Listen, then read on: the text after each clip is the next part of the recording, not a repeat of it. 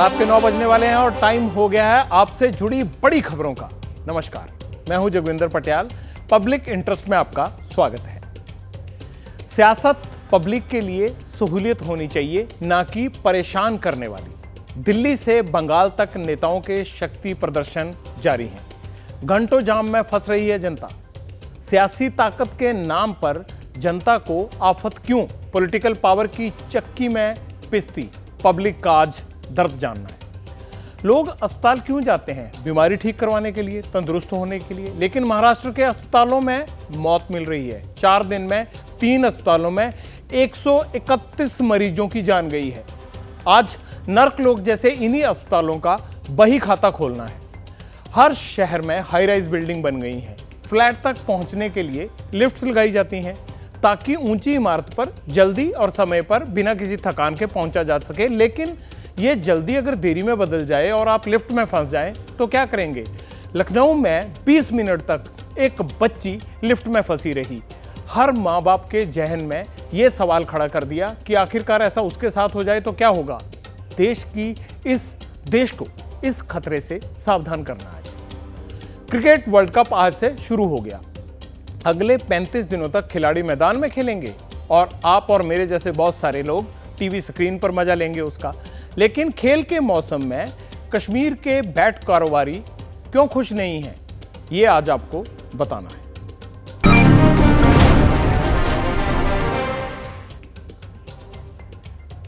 इन सारी खबरों को विस्तार से दिखाएंगे, लेकिन पहले रैपिड राउंड में देश और दुनिया की वो खबरें फटाफट देख लीजिए जो आपके लिए बेहद जरूरी है।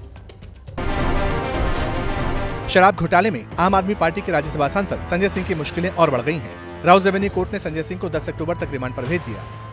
गिरफ्तारी के बाद सांसद संजय सिंह को लेकर ईडी कोर्ट पहुंची थी और 10 दिन की रिमांड मांगी। गिरफ्तारी के विरोध में राउज रेवेन्यू कोर्ट के बाहर आम आदमी पार्टी ने प्रोटेस्ट किया। सारे केस झूठे लगा रहे हैं ये लोग, तो कुछ इतने केस लगा लिए, इतनी जांच कर ली, कुछ निकलता तो है नहीं। जब भ्रष्टाचार का डॉन पकड़ा जाता है तो उसके घर से बटुआ नहीं निकलता, उसके घर से इंक्रिमिनेटिंग डॉक्यूमेंट्स अर्थात दस्तावेज निकलता है। उधर मनीष सिसोदिया की जमानत पर सुप्रीम कोर्ट में अब 12 अक्टूबर को सुनवाई होगी। फरवरी महीने से सिसोदिया शराब घोटाला केस में जेल में है। संजय सिंह की गिरफ्तारी पर सियासत गर्म है। इस बीच देश के 4 राज्यों में ईडी और इनकम टैक्स ने ताबड़तोड़ छापेमारी की। ईडी ने नगर पालिका भर्ती घोटाले में पश्चिम बंगाल सरकार में मंत्री रतिन घोष के यहाँ छापेमारी की, तो आईटी ने चेन्नई में डीएम के सांसद एस जगत रक्षकन के यहाँ रेड की। महादेव सट्टेबाजी ऐप मामले में कई सितारों की मुश्किलें बढ़ गईं। ईडी ने कपिल शर्मा, हुमा कुरैशी, हिना खान को समन जारी किया है। इससे पहले 4 अक्टूबर को एक्टर रणबीर कपूर को ईडी ने समन भेजा था। 6 अक्टूबर को ईडी के अफसर एक्टर से पूछताछ करेंगे। बादल फटने के बाद सिक्किम में हालात अभी बेहद नाजुक हैं। 14 से ज्यादा लोगों की मौत। सेना के जवानों समेत अब भी 102 लोग लापता हैं। बाढ़ से 22,000 लोग प्रभावित हैं। निचले इलाके जलमग्न हैं। खतरे को देखते हुए इन इलाकों को खाली कराया जा रहा है। यहाँ पर मौसम खराब हो चुका है। मौसम सिक्किम जाने का जो पूरा रास्ता है वहाँ भी खराब है। उधर तीस्ता नदी अब भी उफान पर है। सिक्किम में आए सैलाब में अब तक 11 पुल बह चुके हैं। कई इलाकों का संपर्क कटा हुआ है। रेस्क्यू ऑपरेशन जारी है। फिर गरमाया सतलुज यमुना लिंक का मुद्दा। सीएम भगवंत मान ने बुलाई पंजाब कैबिनेट की इमरजेंसी मीटिंग। बैठक 45 मिनट चली। कई अहम फैसले हुए। सिंगल बूंद पंजाब कोले वाधू पानी नहीं हैगा। जब साडे कोले पानी ही है नहीं तो असीं पानी किसनूं देवांगे। उधर एसवाईएल नहर मुद्दे पर कांग्रेस के हाथ आम आदमी पार्टी को घेरने का मौका लग गया। गवर्नमेंट ऑफ पंजाब ने और इनकी वकीलों की टीम ने ये सारे केस को गंभीरता से नहीं लिया। 4 अक्टूबर को सुप्रीम कोर्ट ने एसवाईएल नहर के मसले पर पंजाब सरकार को जमकर फटकारा था। विधानसभा चुनाव की घोषणा से पहले प्रियंका गांधी का मध्य प्रदेश दौरा। धार के मोनखेड़ा में की बड़ी रैली। शिवराज और मोदी सरकार की नीतियों पर उठाए सवाल। मोदी जी यहाँ आते हैं, आजकल तो शिवराज जी का नाम लेने से भी शर्म कर रहे हैं। उनका नाम ही नहीं लेते, कहते मुझे वोट दो। धार में प्रियंका ने जो कहा उसका जवाब पीएम मोदी ने जबलपुर की रैली में दिया। जो पैसा गरीब पर खर्च होना था वो पैसा कांग्रेस के नेताओं की तिजोरियों में जा रहा था। जबलपुर में पीएम ने सड़क, रेल जैसे क्षेत्रों में 12,000 करोड़ रुपए से ज्यादा की परियोजनाओं का भी अनावरण किया। मौका एनिमल डे का था। प्यारी सी बास्केट में राहुल गांधी एक प्यारा सा पपी घर लाए। गिफ्ट मां सोनिया गांधी के लिए था। सोनिया गांधी बेटे का गिफ्ट देखकर गदगद हो गई। घर आए नए मेहमान का नाम नूरी रखा, जिस पर सियासी बखेड़ा खड़ा हो गया। AIMIM चीफ असदुद्दीन ओवैसी की पार्टी ने पपी का नाम नूरी रखने पर आपत्ति जताई और इसे इस्लाम धर्म की लाखों महिलाओं का अपमान बता दिया। सियासत अपनी जगह है, लेकिन राहुल का गिफ्ट सोशल मीडिया पर काफी ट्रेंडिंग है। 9 साल बाद नेशनल शूटर तारा शाहदेव को मिला इंसाफ। धर्म परिवर्तन और प्रताड़ना मामले में रांची की CBI कोर्ट ने सुनाया फैसला। मुख्य आरोपी रकीबुल उर्फ रंजीत कोहली को आजीवन कारावास और 50,000 का जुर्माना। वहीं रंजीत कोहली की मां कौशल रानी को 10 साल और मुश्ताक अहमद को 15 साल सश्रम कारावास की सजा सुनाई। दरअसल 7 जुलाई 2014 को तारा शाहदेव और रकीबुल उर्फ रंजीत कोहली की शादी हिंदू रीति रिवाज के साथ हुई थी, लेकिन शादी के दूसरे ही दिन यानी 8 जुलाई को रकीबुल और मुश्ताक अहमद ने तारा को इस्लाम धर्म के मुताबिक निकाह करने और धर्म परिवर्तन के लिए दबाव देना शुरू कर दिया था। जूनियर डॉक्टरों ने पैरामेडिकल विंग में जाकर खूब हंगामा काटा। दबंगई का वीडियो वायरल हुआ तो मेडिकल कॉलेज प्रबंधन की नींद टूटी। जितने भी लोग वीडियो में उद्दंडता करते नजर आएंगे, उन पर सभी पर अनुशासनात्मक कार्रवाई 100% की जाएगी। झांसी मेडिकल कॉलेज रैगिंग के लिए खासा बदनाम है। 2019-20 में भी जूनियर डॉक्टर्स को कैंपस में ही मुर्गा बनाया गया था। मामले में 5 जूनियर डॉक्टरों पर 25-25 हजार का जुर्माना भी लगा था, जबकि 2 को निलंबित कर दिया गया था। दिल्ली से बंगाल तक मनरेगा पर सियासत हो रही है। उधर मनरेगा को लेकर यूपी के संभल में बीडीओ शिव प्रताप सिंह पर संगीन इल्जाम लगे। आरोप है कि मनरेगा का भुगतान न होने पर बीडीओ ने भरी बैठक में महिला सचिव के कान के कुंडल उतरवा लिए और मोबाइल भी जब्त कर लिया। महिला सचिव ने DPRO से शिकायत की, जिसका वीडियो सोशल मीडिया पर सर्कुलेट हुआ। मामला मनरेगा में 7,000 रुपए के भुगतान का है। 15 अगस्त के दिन शहीदों को श्रद्धांजलि देने के लिए उनकी प्रतिमाओं के पास ग्रेनाइट पत्थर लगवाया गया था। इसी का ऑनलाइन भुगतान पेंडिंग था। सड़क की यह हालत की है कमीशन वाले दबंगों ने। मामला यूपी के शाहजहांपुर का है। दातागंज बदायूं रोड के चौड़ीकरण का काम चल रहा है। सड़क बनाने का ठेका शकुंतला एंटरप्राइजेस को मिला। आरोप है कि इलाके का दबंग जगवीर अपने साथियों के साथ यहाँ पहुंचा, लेबर से मारपीट की और JCB से पक्की सड़क खोद डाली, वो भी आधा किलोमीटर तक। कर्मचारी जो कार कर रहे थे उनको वहाँ से मारपीट कर भगा दिया। इससे करीब 500 मीटर सड़क को JCB से खोद दिया। इससे शासकीय क्षति हुई है। आरोपी जगवीर MLA का करीबी बताया जाता है। पुलिस ने दबंगों के खिलाफ नामजद केस फाइल किया है।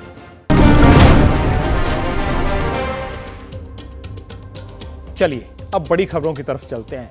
हर लोकतंत्र में धरना, विरोध प्रदर्शन, मार्च लाजमी होता है। अगर लोग प्रोटेस्ट नहीं करते हैं तो लोकतंत्र कैसे चलेगा, कैसे बचेगा? दूसरा, प्रोटेस्ट करने के लिए देश के लोग दिल्ली या प्रदेशों की राजधानियों में न जाएं तो फिर कहां जाएं?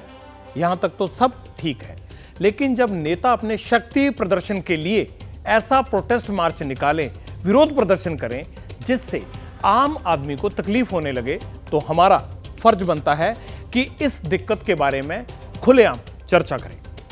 धरना हो या फिर आंदोलन, पिसना किसको पड़ता है? पब्लिक को पड़ता है।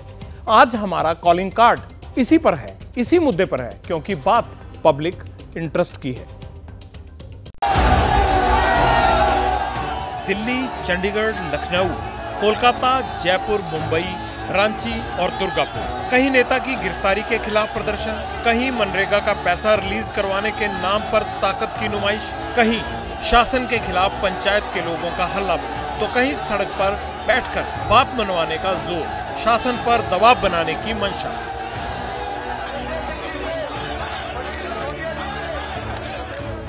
देश बड़ा है तो प्रदर्शन का दायरा भी। आम आदमी पार्टी को ही ले लीजिए। सांसद संजय सिंह की गिरफ्तारी के खिलाफ सड़क को प्रोटेस्ट का मैदान समझ लिया, पूरे दिन बवाल किया, मगर पब्लिक की परवाह किसी को नहीं। जनता जाम में फंसे, रूट डाइवर्ट हो, 15 मिनट का सफर 50 मिनट में पूरा हो, किसी को कोई फर्क नहीं पड़ता। प्रोटेस्ट चल रहा है संजय सिंह के खिलाफ, रोड बंद कर रखी है। आम जनता को कितनी दिक्कत? बहुत दिक्कत हो रही है, आम जनता को परेशानी है। रोड सारे बंद हैं, जाना आगे जाने नहीं दे रहे, रास्ता बंद है। अब पैदल ही जा रहा हूँ, पैर गांठी नहीं काम कर रही है, अब जा रहा हूँ, क्या करूँ। स्कूलों का टाइम होता है, पेपरों का टाइम चल लिया है, परेशानी हो रही है। बच्चों को लेने आए थे यहाँ पे, तो काफ़ी दूर से गाड़ी घुमा के लाना पड़ रही है हमारे को। इतना परेशान है, दोपहर में जाते हुए भी बहुत परेशानी हुई। मतलब सब कुछ इसी टाइम करना होता है, स्कूल टाइमिंग में। या तो आप स्कूलों की छुट्टी करिए, अगर आपको ये सब करना है तो आप स्कूलों की छुट्टी करिए, या फिर सही से ऑर्गेनाइज कीजिए कि बच्चों को या पब्लिक को प्रॉब्लम ना हो। रोड बंद है तो क्या करें? अब रोड बंद, बैंक गई थी बच्चों को खाता खुलवाने, तो इसी वजह से पैदल आए। कहीं सवारी नहीं मिल रही तो क्या करें? दिक्कत बहुत होती है मैडम, जब घुमा के 4-5 किलो जाना पड़ेगा, 4-5 किलोमीटर, क्या करें मैडम, जब दिक्कत तो है ही। बहुत असर पड़ता है मैम, टाइम वेस्ट होता है। वेस्टेज और टाइम है, ये तो सिंपल सी बात है। आप पूरा घूम के जाना पड़ेगा, टाइम वेस्ट होगा, पेट्रोल फूकेगा। अब इतने महंगा और फूकेगा पेट्रोल, टाइम भी वेस्ट होगा, पेट्रोल भी फूकेगा, मनी भी प्रॉब्लम और वेस्ट, टाइम वेस्ट भी, दोनों वेस्ट हो रहा है। कुछ ये स्थिति जो है वो आसपास बनी हुई है इस मार्ग पर, और जब भी कोई विरोध प्रदर्शन होता है, जब भी कोई धरना होता है, तो आम जनता को समस्या उसकी वजह से जरूर होती है। इसी तरह 2 दिन से पश्चिम बंगाल भी प्रदर्शन का केंद्र बना हुआ है।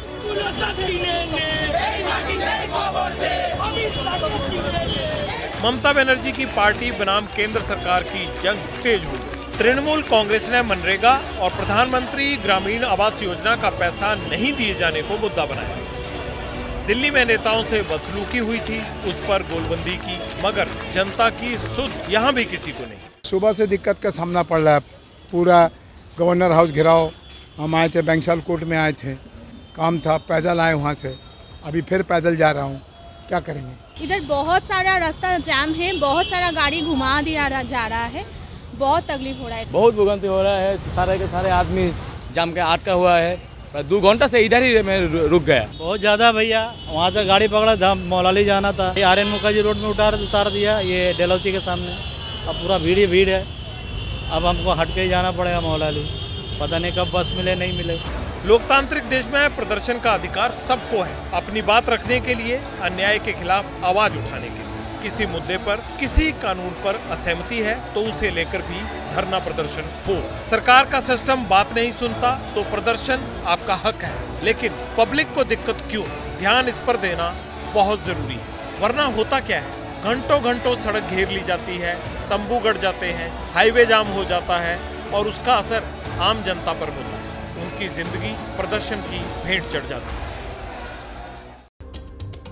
हमारे देश में आंदोलन कहीं भी हो, विरोध प्रदर्शन, जाम कहीं भी लगे, इसका नुकसान हर वर्ग को होता है।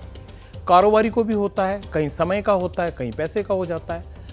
हम ना किसान के खिलाफ हैं और ना ही जवान के, लेकिन आपको बता दें कि कृषि कानून वापस करवाने के लिए जो किसान आंदोलन हुआ था, उसमें कारोबार को इतना नुकसान हुआ था कि आपको अंदाजा भी नहीं होगा।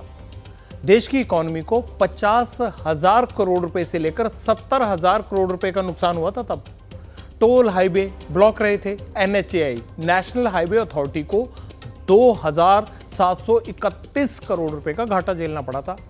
एसोसिएशन चैम्बर्स ऑफ कॉमर्स, इनकी रिपोर्ट क्या कहती है? कहती है कि आंदोलन से पंजाब, हरियाणा, हिमाचल प्रदेश और जम्मू कश्मीर जैसे राज्यों को हर दिन करीब 3500 करोड़ रुपए का नुकसान झेलना पड़ा था, उस टाइम घाटा झेलना पड़ा था।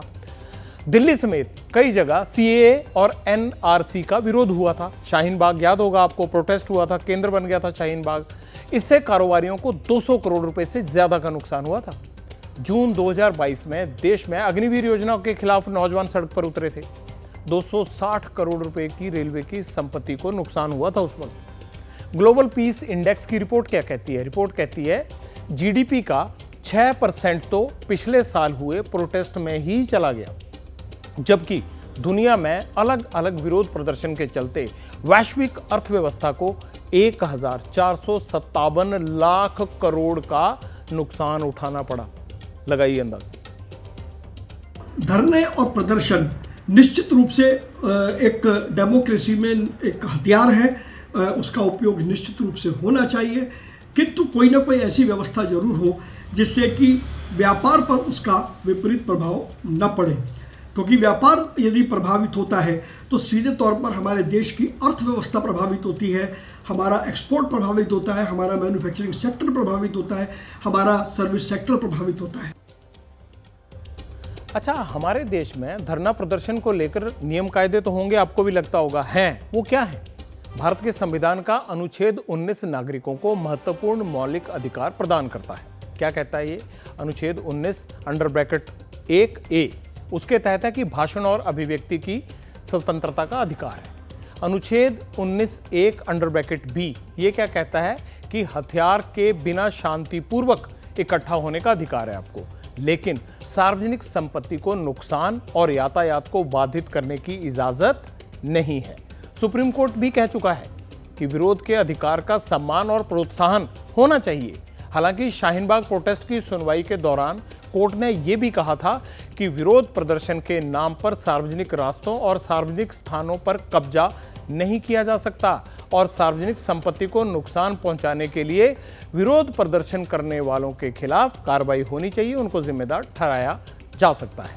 अगर बात राष्ट्रीय सुरक्षा की हो, देश की संप्रभुता और अखंडता की रक्षा की हो, तो सरकार धरना प्रदर्शन रुकवा भी सकती है।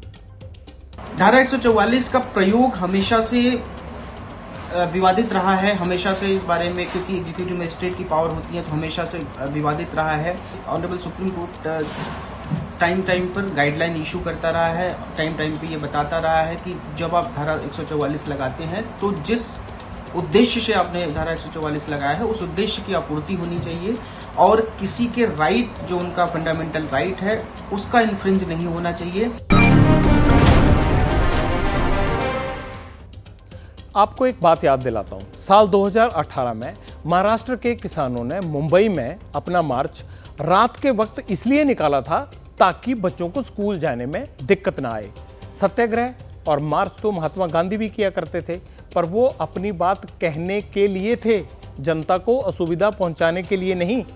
अगर लोकतंत्र बचाना है तो प्रोटेस्ट करने वालों को और कानून लागू करने वालों को उसी जनता के बारे में सोचना होगा जिसकी जिंदगी और दिनचर्या की कीमत पर ये किया जा रहा है। प्रोटेस्ट का एक प्रोटोकॉल होता है जिसकी तामील लाजमी होनी चाहिए।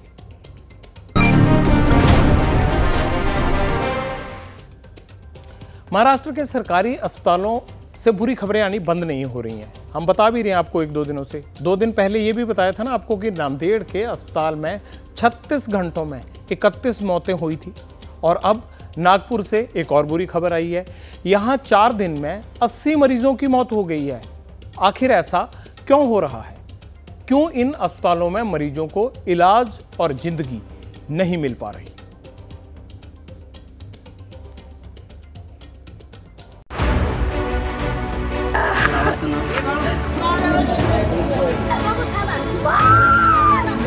एक जिला, 2 अस्पताल, 4 दिन और 80 मरीजों की मौत। जिले का नाम महाराष्ट्र का नागपुर, एक अस्पताल का नाम Nagpur government medical college and hospital, जबकि दूसरे का नाम Indira Gandhi medical college and hospital. Nagpur के इन दोनों अस्पतालों में 80 मरीजों की जान चली गई। और ये गवर्नमेंट मेडिकल कॉलेज मध्य भारत का सबसे बड़ा गवर्नमेंट अस्पताल है। यहाँ तकरीबन 2300 बेड का अस्पताल है और रोजाना ओपीडी में 10,000 से ऊपर मरीज आते हैं। इन दोनों अस्पतालों में 1 से 3 अक्टूबर तक 59 मरीजों ने दम तोड़ा और 4 अक्टूबर को एनजीएमसीएच और आईजीएमसीएच में 21 और मौतें हो गई। यानी 4 दिन में ही 2 अस्पतालों में 80 मरीजों ने दम तोड़ दिया। नागपुर के जिन परिवारों ने अपनों को खोया वो भी मौतों के पीछे वही वजह बता रहे हैं जो नांदेड़ के जिला अस्पताल में सामने आई थी। यानी सरकारी अस्पताल में दवाइयों की कमी, गंभीर मामलों में ऑपरेशन करने में देरी हुई, मरीजों के लिए पर्याप्त बेड के इंतजाम ना होना। वो जो लेता है 4 दिन से घुमा रहे हमारे को, इधर जाओ उधर जाओ उधर जाओ। रात को 1:30 बजे लाया हुआ भांजा है मेरा, 1:30 बजे से अभी तक एडमिट नहीं किया इन लोगों ने। कुछ भी नहीं, ऑपरेशन करना पड़ता बोले तो ठीक है बोले, अभी डॉक्यूमेंट्स भेजा। कब कर रहे ऑपरेशन? वो बोले 2 दिन रुको 4 दिन रुको, ऐसे बोल रहे थे मेरे को। लेकिन नागपुर के सरकारी मेडिकल कॉलेज के डीन का कुछ और ही कहना है। डॉक्टर राज गजभिये कहते हैं कि अस्पताल में दवाओं की कमी से मरीजों की मौत नहीं हुई। डीन के मुताबिक उनके अस्पताल में सब दुरुस्त है, दवाएं भी हैं, इंतजाम भी हैं। जो न्यूज़ में आ रहा है कि यहाँ पर भी नांदेड़ के समान कुछ घटना हुई है, इसमें कोई भी तथ्य नहीं है। यहाँ पर मेडिसिन का एडिक्वेट स्टॉक है। यही जवाब नांदेड़ के शंकरराव चव्हाण मेडिकल कॉलेज के डीन का भी था, जहां 2 दिन पहले 31 मरीजों की जान चली गई। उन्होंने भी अस्पताल में लापरवाही से इनकार किया था, जबकि नांदेड़ में मौतों के आंकड़े और बढ़कर 31 से 51 हो गए हैं और जिन्होंने अपनों को खोया है उनकी सुध लेने वाला कोई नहीं। सब ठीक है तो गड़बड़ कहाँ है? हॉस्पिटल प्रबंधन और प्रशासन से वाजिब जवाब नहीं मिला। तो अब मानवाधिकार आयोग ने नोटिस जारी किया। सीधे महाराष्ट्र की सरकार को 4 हफ्तों में जवाब मांगा है कि 2 जिलों में 131 लोगों की मौतों का जिम्मेदार कौन है।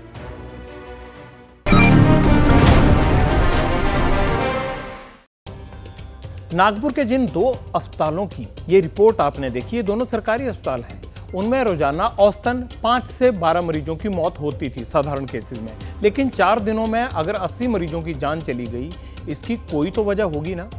किसी को तो जिम्मेदारी लेनी पड़ेगी इसकी। पहले कसूरवार तो वही ठहराए जाएंगे ना जिनके ऊपर अस्पताल चलाने की जिम्मेदारी होती है। इसीलिए महाराष्ट्र के मरीजों की मौत पर हाईकोर्ट ने संज्ञान लिया है और सीधे सरकार से ही रिपोर्ट तलब की है।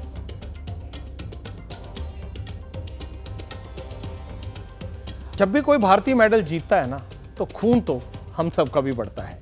चीन के हैंगझोउ शहर में हो रहे एशियन गेम्स खत्म होने में 3 दिन बाकी हैं और भारत मेडल टैली पर शानदार प्रदर्शन कर चौथे स्थान पर है। ये मेडल भारत के उन खिलाड़ियों ने जीते हैं जिनका सफर इतना मुश्किल रहा कि वो एक अफसाने से कम नहीं है। चलिए आपको लेके चलते हैं उन गलियों में, उन मकानों में जहां से चीन जाने की बात तो दूर, खेल के मैदान तक पहुंचना भी आसान नहीं था। इनमें से एक सफर तो मनरेगा की मजदूरी से शुरू होता है। शूटिंग हो या तीरंदाजी, जैवलिन थ्रो हो या फिर एथलेटिक्स, टेबल टेनिस या फिर बॉक्सिंग, स्क्वैश हो या रेसलिंग, हैंगझोउ एशियन गेम्स, भारतीय एथलीटों का रिकॉर्ड प्रदर्शन। मेडल टैली की तरफ देखें, अभी 82 पर है और आगे गुंजाइश है। इससे पहले भारत ने 2018 के एशियन गेम्स में 70 मेडल जीते थे। इनमें से एक रामबाबू है, रेस वॉक टीम इवेंट में कांस्य पदक विजेता। रामबाबू सोनभद्र से आते हैं, यूपी का सबसे पिछड़ा जिला है। ये रामबाबू का घर है, ये उनके परिवार के लोग। हालात ऐसे हैं कि प्रैक्टिस के लिए जूते तक नहीं थे। मनरेगा में मजदूरी भी की रामबाबू ने, पर रामबाबू का चलना नहीं छूटा। मनरेगा में काम करते थे तो वही शायद 200 एक खंता पर खन रहे थे हम लोग, शायद 200 के ऐसा ही कुछ मिल रहा था। उसका सपना सोच रहा था कि हम क्या करें कि हमारा सपना पूरा हो। तैयारी वही सुबह में दौड़ लेता था, ये रोड है, ये रोड पे दौड़ लेता था और उसके बाद दिन में काम कर रहा था हम लोगों के साथ में। पहली तस्वीर उसी वक्त की है जिसका जिक्र रामबाबू की मां ने किया, जब रामबाबू सोनभद्र में मनरेगा में मजदूरी करते थे। मेहनत और लगन रंग लाई। आज रामबाबू सोनभद्र का सितारा बन चुके हैं। हम लोगों को अच्छा है भाई, हम लोगों को खुशी है कि वो भाई आगे बढ़ा, इतना मेहनत मजदूरी किया, इतना गरीबी झेला, वो आगे बढ़ गया तो हम लोगों का गांव का नाम रोशन हुआ, इसलिए हम लोगों को खुशी है। सोनभद्र के बाद चलते हैं मेरठ। यहाँ किसान की बेटी गोल्डन गर्ल बन गई। नाम है पारुल चौधरी। एथलेटिक्स के ट्रैक पर फील्ड इवेंट में दौड़ लगाई और एक नहीं बल्कि 2 मेडल लेकर आई। 3000 मीटर पिस्टल चेंज इवेंट में पारुल ने सिल्वर मेडल जीता और 5000 मीटर की दौड़ में गोल्ड। बेटी की कामयाबी पर घर में जश्न का दौर जारी है। अपने देश का नाम रोशन करा, अपने गांव का नाम रोशन करा और हमारा नाम रोशन करा। खुशी का माहौल है जी। पारुल का संघर्ष तो है जी, बहुत मेहनत करी उस लड़की ने, कभी एक दिन भी उसने मिस्टेक नहीं करी, एक दिन भी आज तक। अच्छा, अब भी आती है तो मेरठ तक प्रैक्टिस करती है, मेरठ तक दौड़ती है डेली। चौधरी परिवार किसानी का काम करता है। परिवार के सामने आर्थिक समस्याएं थी, लेकिन पिता और भाइयों ने पारुल का रास्ता नहीं रोका। वो बहुत खुशी है जी, परसों से बहुत ज्यादा खुश है। अच्छा, हर कोई खुश है, पूरा गांव खुश है और ऐसी खुशी बरकरार चलती रहे। आगे उसका अब ओलंपिक के लिए वो तैयारी करेगी। रामबाबू और पारुल की तरह कई और खिलाड़ियों ने चीन में देश का नाम रोशन किया। उन्हीं में से एक नाम है दिव्यांश सिंह पंवार, जो राजस्थान के जयपुर के रहने वाले हैं। दिव्यांश ने 10 metre air rifle team event में हिस्सा लिया और एशियन गेम्स 2023 का पहला गोल्ड मेडल दिलाया। एज ए मदर मेरे को बहुत ज़्यादा खुशी हो रही है। परिवार का नाम रोशन कर रहा है, देश का नाम रोशन कर रहा है, तो बहुत अच्छा फील होता है। दिव्यांश के पिता जयपुर में सवाई मानसिंह अस्पताल में काम करते हैं। शुरुआती दौर में प्रैक्टिस में पैसे आड़े आने लगे तो दिव्यांश ने लकड़ी की राइफल से अभ्यास शुरू किया। बेटे की लगन देखी तो पिता ने प्रैक्टिस में मदद की। दिव्यांश को बचपन से ही वैसे तो शौक था, बहन भाई दोनों अपने छत के ऊपर प्लास्टिक की गन से टारगेट लगा के वहाँ पे प्रैक्टिस करते थे। मेरी छुट्टी मैंने जितनी भी ली वो दिव्यांश के लिए गई हैं। तो शुरू में मैं लकड़ी की गन लेकर आया 5000 रुपये की, तो 1 महीने में ही कुलदीप सर ने मुझे कहा कि ये बच्चे आगे जाएंगे। उन्होंने दिव्यांश में शुरू में ही दिख गया था, शुरू से ही कहते थे कि ये बच्चा बहुत आगे जाएगा। इसमें मुझे अभिनव बिंद्रा की छवि दिखती है। सिर्फ दिव्यांश, पारुल और राम बाबू ही नहीं, बल्कि 80 में से ज्यादातर गोल्ड, सिल्वर और ब्रॉन्ज मेडल जीतने वालों में ऐसे कई खिलाड़ी शामिल हैं जिन्होंने मुश्किल हालात का सामना किया और उसे मौके में बदल दिया। ये मेडल उन तकलीफों से गुजरकर चुनौतियों का सामना करने वाले एथलीटों के तो हैं ही, उनके परिवारों के भी, जिन्होंने हर हालात में उनका हौसला बढ़ाया और साथ भी दिया।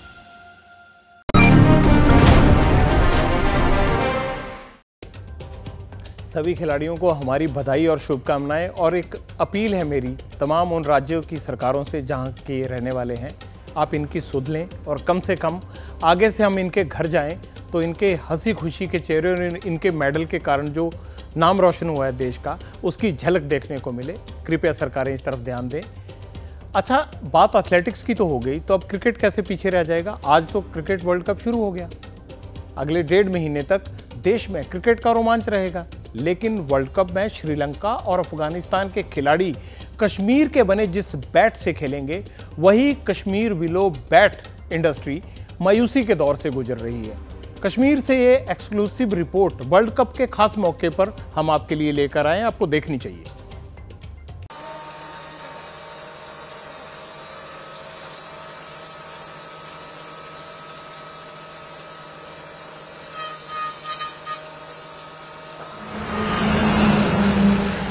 जम्मू से श्रीनगर सड़क से जाओ तो रास्ते में अनंतनाग जिले का एक गांव पड़ता है, नाम है संगम। एक दौर में इस गांव की पहचान दुनिया में बेहतरीन कश्मीर विलो क्रिकेट बैट बनाने को लेकर थी।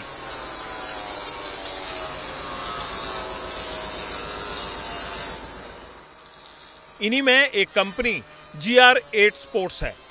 हाईवे पर दूर से ही फैक्ट्री का बोर्ड नजर आता है। दुनिया के कई बेहतरीन कश्मीर विलो बैट इसी फैक्ट्री में बनकर तैयार हुए हैं। करीब 103 साल पुराने कश्मीर के बैट इंडस्ट्री में हर तरह के बैट बनते हैं। टेनिस बॉल क्रिकेट के लिए 500 से 1000 रुपए तक के बैट, जबकि प्रोफेशनल खिलाड़ियों के लिए 15,000 तक की कीमत वाले बैट यहां पे बनाए जाते हैं। पिछले साल हुए T20 वर्ल्ड कप के दौरान UAE के बल्लेबाज जुनैद सिद्दीकी ने टूर्नामेंट का जो सबसे लंबा छक्का मारा था, वो इसी फैक्ट्री के बने बैट से लगाया था। इस बार वर्ल्ड कप के दौरान श्रीलंका और अफगानिस्तान की टीमें यहीं के बने बैट से खेलेंगी। कश्मीर की बैट इंडस्ट्री को इस बात की तो खुशी है, लेकिन आने वाले संकट का डर भी सता रहा है। पिछले 2 सालों से हमारे पास ना शॉर्टेज आ रही है विल्लो की, और जो हमारे पास माल आ रहा है वो लगभग ना के बराबर है। 32 साल के फफजुल कबीर ने MBA किया, जिसके बाद GR8 के नाम से अपनी बैट इंडस्ट्री शुरू की। मौजूदा वक्त में अफगानिस्तान, बांग्लादेश, श्रीलंका, ओमान, बहरीन और स्कॉटलैंड तक बैट एक्सपोर्ट कर रहे हैं। लेकिन आने वाले दौर में इस इंडस्ट्री के वजूद पर ही संकट की आहट सुनाई दे रही है, जो कबीर को परेशान भी करती है। अगले 2-3 सालों तक हमें ये लगता है कि ये इंडस्ट्री बंद होने वाली है, क्योंकि हमारा रॉ मटेरियल का शॉर्टेज बहुत खतरनाक अभी सिर पे आन पड़ा है। कश्मीर की बैट इंडस्ट्री से 400 से ज्यादा फैक्ट्रियां जुड़ी हैं। इनका सालाना टर्नओवर 300 करोड़ रुपए से ज्यादा है। कश्मीर विलो बैट बनाने वाले 99% कारखाने साउथ कश्मीर के अनंतनाग जिले में हैं। सीधे तौर पर इस उद्योग से 50,000 से ज्यादा लोगों को रोजगार मिलता है, जबकि इनडायरेक्टली इस कारोबार से 1.5 से 2 लाख लोग जुड़े हुए हैं। अगर कश्मीर की बैट इंडस्ट्री के बंद होने से बड़े तबके को नुकसान हो सकता है, तो यहाँ सवाल ये उठता है कि जिस कश्मीर में तैयार बैट करोड़ों क्रिकेट प्रेमियों की पहली पसंद थे, वहाँ के हालात इतने खराब कैसे हो गए? कश्मीर की बैट इंडस्ट्री पर संकट की सबसे बड़ी वजह यही है। पिछले 102 सालों से हम खाली पेड़ काटते आ रहे हैं और बैट बनाते आ रहे हैं। किसी को भी इस बात का इल्म न रहा या उसका जहन इस तरफ नहीं गया कि कल को ये खत्म हो सकता है। कश्मीर में सालाना 30 लाख बैट बनाए जाते हैं, जिसके लिए हर साल 1.5 लाख पेड़ काटे जाते हैं। अवैध तौर पर भी पेड़ों की अंधाधुंध कटाई होती है। नए पेड़ लगाने के लिए कोई योजना नहीं बनाई गई। अब हालात ये हो गए हैं कि बल्ला बनाने के लिए इस्तेमाल होने वाली कश्मीर विलो के लिए लकड़ी मुकम्मल मात्रा में नहीं मिल पा रही। हमारा रॉ मटेरियल ही खत्म हो रहा है, हम भी एक्सपोर्ट करने के लायक नहीं रहेंगे। तो जो अभी ब्रांड्स है, बिग ब्रांड्स जो डिफरेंट पार्ट्स ऑफ इंडिया में हैं, चाहे मेरठ में हो, जालंधर में हो, उनको तो वाइंड अप करना पड़ेगा, क्योंकि कश्मीर के खुद जो मेन इंडिजिनस इंडस्ट्री के बंदे हैं वो वाइंड अप करने की कगार पे है। तो ये हमें खतरे की निशानी घंटी भी बज रही है। साल 2000 में सरकार ने कश्मीर से बाहर विलो निर्यात पर साल 2000 में सरकार ने रोक लगा दी थी। इसके बावजूद तस्करी नहीं रुकी। पिछले महीने 13 सितंबर को जम्मू के कठुआ में 5000 कश्मीर विलो से लदे एक ट्रक को पकड़ा गया था। लकड़ी की ये खेप पंजाब के जालंधर में एक बैट निर्माता को जा रही थी। लेकिन ये कोई इकलौता मामला नहीं है। सरकारी आंकड़ों के मुताबिक 13 साल में 10 लाख से ज्यादा विलो क्लेफ्ट पकड़े जा चुके हैं। बात करेंगे पेपर लीक करने वाले मुन्ना भाइयों की। बिहार में आज लखीसराय में पुलिस ने उस मुन्ना भाई को पकड़ा है जिसने पुलिस भर्ती का पर्चा लीक किया था, और उसके खाते जब चेक किए गए तो वहां से 16 लाख रुपए भी पुलिस को मिले। तो इस तरह पुलिस की भर्ती का पर्चा लीक करने वाला मुन्ना भाई आज पकड़ा गया। चंदन, चलिए समय की कमी, आज फटाफट आपको कमेंट्स दिखा देते हैं। क्या कमेंट्स दिए आपने? कल हमने एक्सीडेंट की खबर दिखाई थी। सौरभ जी कहते हैं मूल कारण प्रोटोकॉल, वीवीआईपी मानसिकता और अतिक्रमण है। जब ये रंगभेद की नीति सड़कों पर रहेगी तो हत्याएं होती रहेंगी, लेकिन फर्क क्या पड़ता है, सब चलता है। नहीं चलता सौरभ जी।